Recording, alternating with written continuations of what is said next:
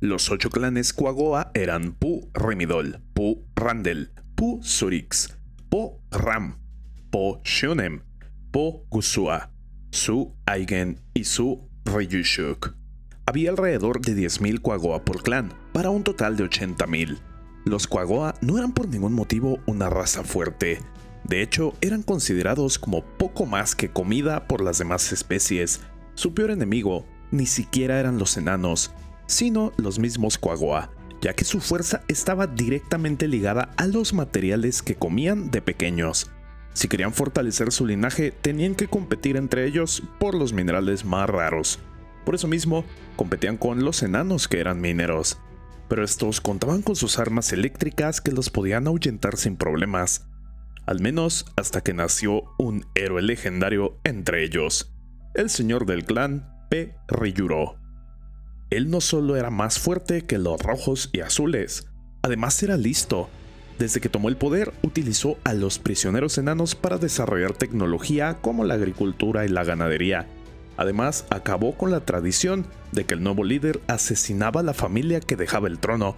En su lugar, hizo competir a todos los clanes al reunir todos los minerales delante de él, de modo que quien quisiera volverse más fuerte al comerlos, tenía que cumplir sus órdenes y ganar su favor, ya fuera cazando monstruos o encontrando nuevas vetas de mineral, para después amasar un gran ejército con la élite de todos los clanes, 16.000 soldados en total que arrasarían con la capital de los enanos. Claro, después de encontrar una ruta que pudiera rodear el gran puente.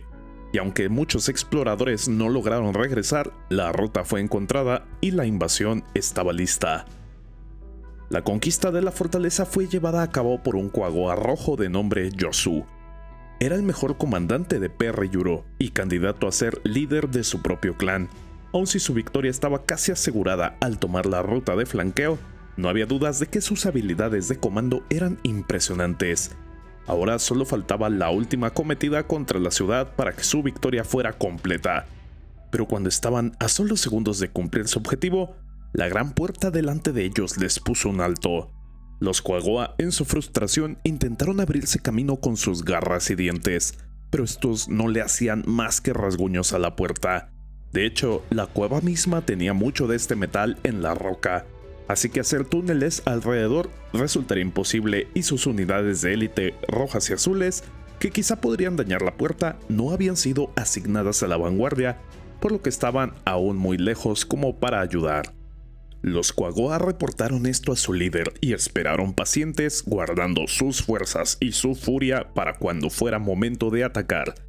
Pero sin que nadie lo esperara, comenzaron a escuchar el crujir del suelo mientras la puerta comenzaba a abrirse lentamente.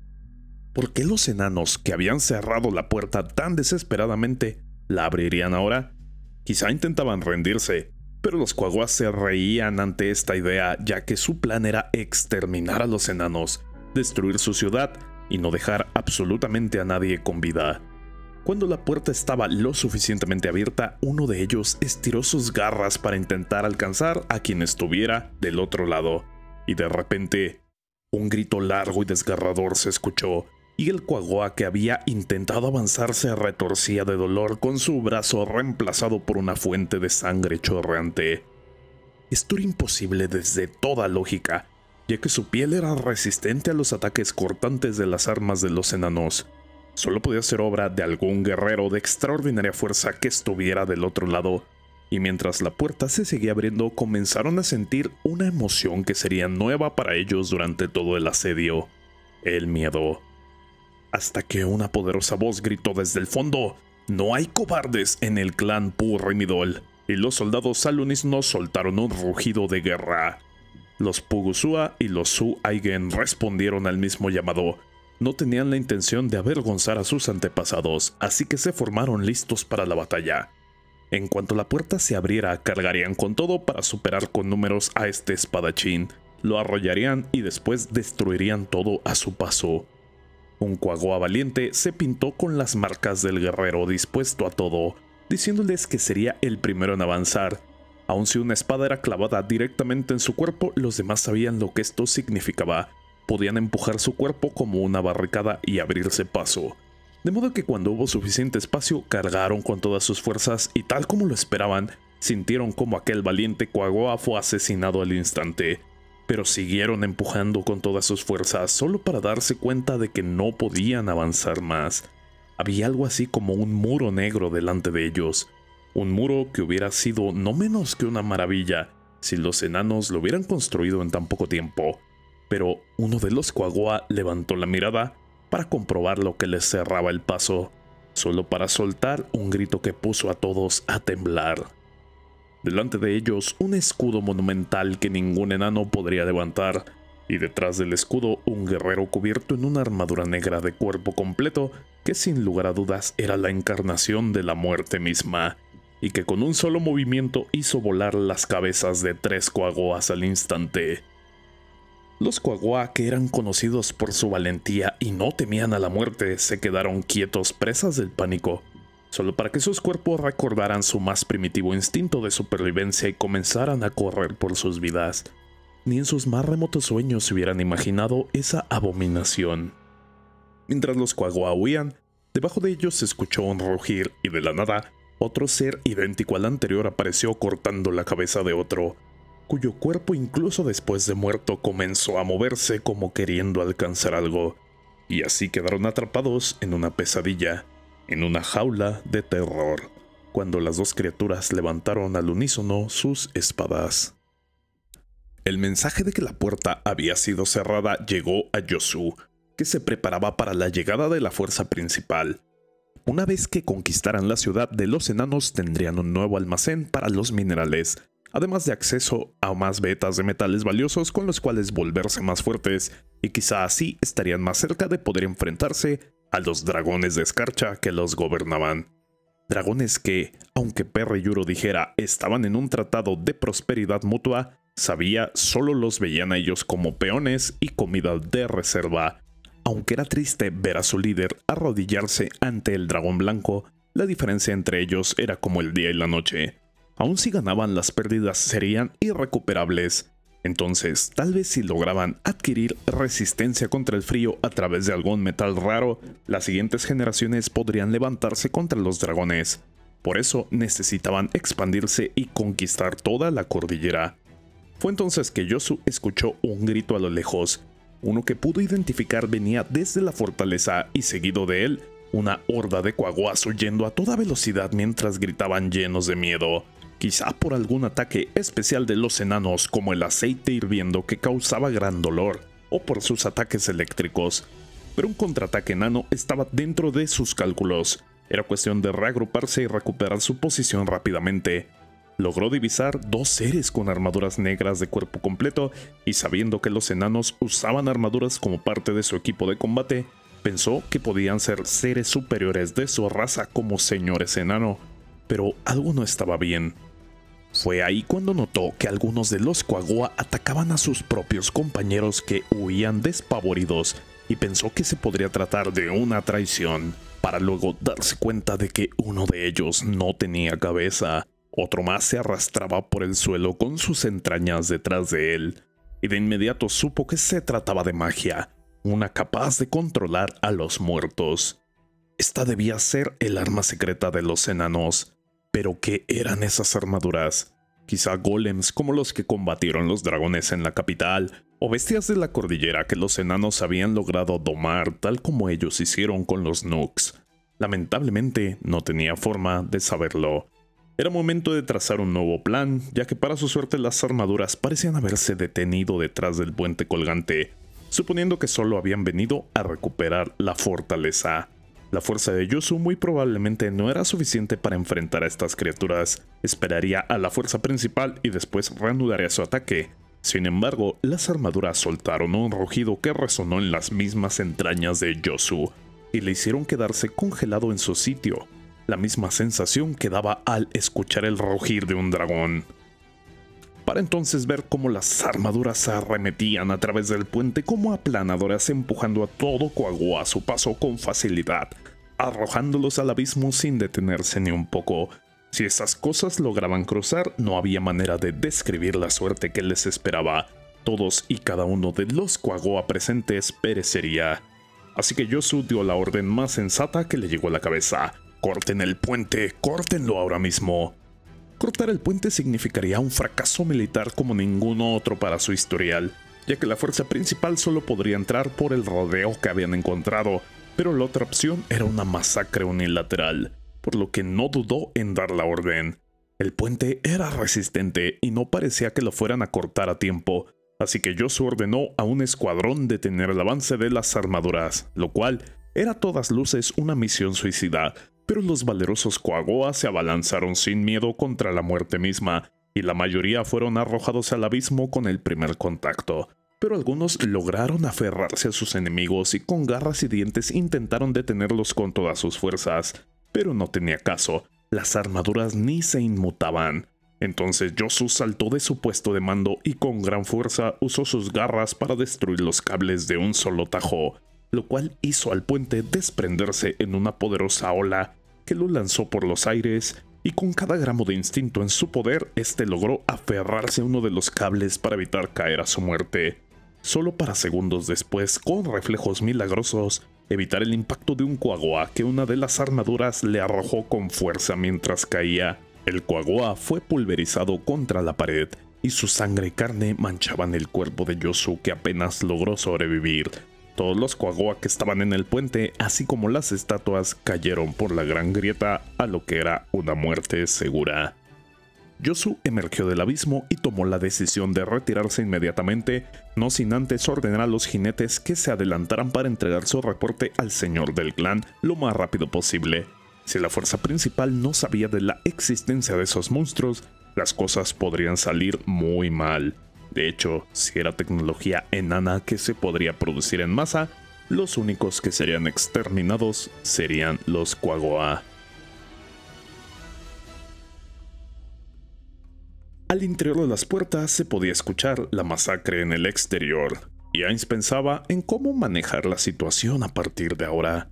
Si el enemigo era inteligente, se retiraría después de sostener suficientes bajas. Entonces probablemente armarían un campamento a las afueras para reanudar su asedio después, lo cual era el mejor escenario, ya que si se rendían no tendrían nada con qué negociar con los enanos más allá de la ayuda ya prestada, pero si dependían de él por más tiempo tendrían que acceder a sus demandas. El comandante en jefe tenía una sonrisa retorcida fruto del miedo, un miedo inspirado ya no por su figura sino por los chirridos Koagoa que resonaban a través de la puerta. Fue entonces que Ainz sugirió salir a revisar las consecuencias de la batalla, pero el comandante en jefe le dijo que era mejor que se dirigieran directo al consejo. Para este punto, Gondo ya se había retirado a su casa para alistarse y hacer los preparativos para presentar la propuesta de Ainz a todos los artesanos de runas.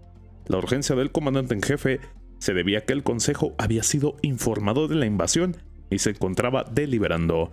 Si no se daban prisa en darles la nueva información, podrían dar alguna orden inadecuada para la situación actual.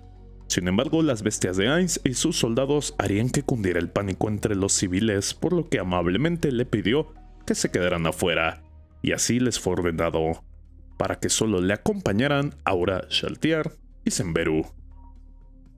Las miradas curiosas de la gente cubrían a Ainz y compañía, principalmente porque había decidido no usar su máscara, ya que estaba haciendo una declaración de su llegada que pudiera alertar a otros jugadores de su presencia, y siendo así el caso, ya que era un dignatario de otra nación, cualquier intento de actuar en las sombras sería mucho más difícil de realizar en su contra. Además, quería que la gente se acostumbrara a la apariencia de los no muertos, que podrían ser los vasallos que usara en el futuro como embajadores del reino hechicero. Pero sus pensamientos fueron interrumpidos al darse cuenta que los caballeros de la muerte que había enviado a retomar la fortaleza habían dejado de responder, lo cual parecía imposible. Aunque para él estos eran seres débiles en comparación, serían grandes amenazas bajo los estándares de este mundo, de modo que sus sospechas de poder enfrentar a un jugador aquí se hacían más reales. Aunque si fuera un jugador de su nivel, la ciudad de los enanos hubiera caído hace mucho. Quizás solo se trataba de un individuo poderoso que logró vencer a los caballeros de la muerte de un solo golpe, por lo que tendría que investigar de qué individuo se trataba. Si era parte de la raza de los Koagoa, levantaba más alarmas, ya que indicaría que en su raza pueden hacer esta clase de enemigos que en el futuro pudieran representar una amenaza, por lo que el mejor curso quizá era el de destruirlos por completo antes de que eso sucediera. De cualquier manera necesitaba ordenar sus pensamientos y hacer un plan. Ahí fue que llegaron al salón del consejo. Una vez dentro, el comandante en jefe les pidió esperar un poco mientras él daba su reporte al consejo. Ellos esperarían en una sala aparte, la cual estaba adornada con todo tipo de estatuas hechas con gran detalle que sorprendieron a Ainz, quien quiso replicar ese estilo de arte en las estatuas de sus antiguos compañeros. Durante su espera ordenó a Zenberu no separarse de ellos, ya que en la eventualidad de un ataque no podría protegerlos si estaba muy lejos, y además también ordenó a Aure Chaltier que revisaran su atuendo para verificar que tenía la presentación adecuada para un rey. Aunque siendo que ellas ya de por sí lo adoraban, también pidió la opinión de Zenberu, que le confirmó que su atuendo inspiraría respeto a cualquiera que lo viera. Pero eso no fue lo que recibió cuando por fin fue invocado a la cámara principal donde lo esperaban. Los enanos palidecieron al verlo, pero poco se podía hacer, siendo la primera vez que estaban delante de un no muerto de su clase.